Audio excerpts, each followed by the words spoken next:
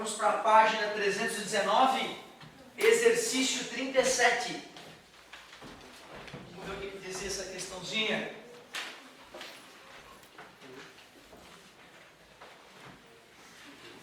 Cara, eu vou te falar o seguinte, se tu vai...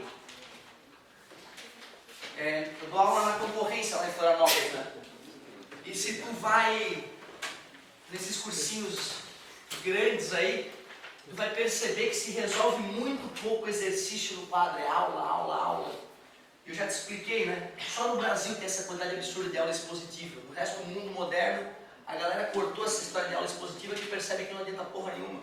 O que adianta é o aluno ler, exercitar e tirar dúvida. Eu fico muito feliz de estar podendo fazer essa quantidade boa de exercícios para vocês. Eu tenho certeza que quem está exercitando vai ser aprovado no final do ano, se continuar sendo até o final do ano, né? Mas eu gosto de te lembrar que quem não está exercitando está fudido e mal pago. Certo? Mostra o vídeo pro teu pai depois, está fudido e mal pago, família. Então toma cuidado, bicho, não rasga o dinheiro da tua família, que a coisa vai encrespar no país, né? Acho que o André já comentou com vocês, né? A economia do país está aos frangalhos e mesmo os que estudam vão ter um pouco de dificuldade de alimentar suas famílias. Imagina os vadios que não estudam. Estão fodidos. Fica ligado, meu querido! Que bela manhã, meu benefício! Está melhorando minha voz. A temperatura de um corpo de 500 gramas varia conforme luz do gráfico. Massa do corpo, 500 gramas. Sabendo que o corpo absorve calor a uma potência constante, potência de 10 calorias por segundo, conclui-se que o calor específico do material que constitui o corpo ele que é o Czinho. Beleza? Como a outra eu fiz pelo quimacete, essa eu vou fazer pela capacidade térmica e pelo calor específico, para variar o cardápio. Daria para fazer pelo quimacete e achar a quantidade de calor pela potência. Mas vou fazer um pouco diferente para enriquecer a aula. Potência é energia com o passar do tempo.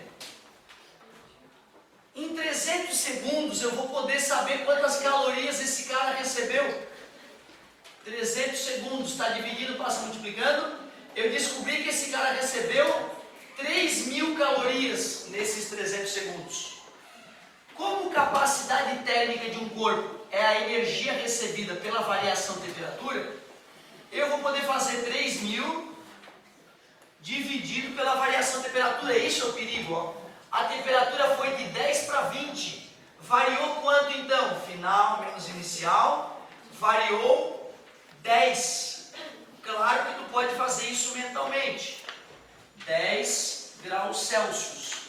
A capacidade térmica, não é o fim ainda do exercício, deu 300 calorias por grau Celsius. Interpretação física. Este corpo que nós estamos estudando exige 300 calorias para aumentar um grau. Ou eu tenho que retirar dele 300 calorias para baixar um grau.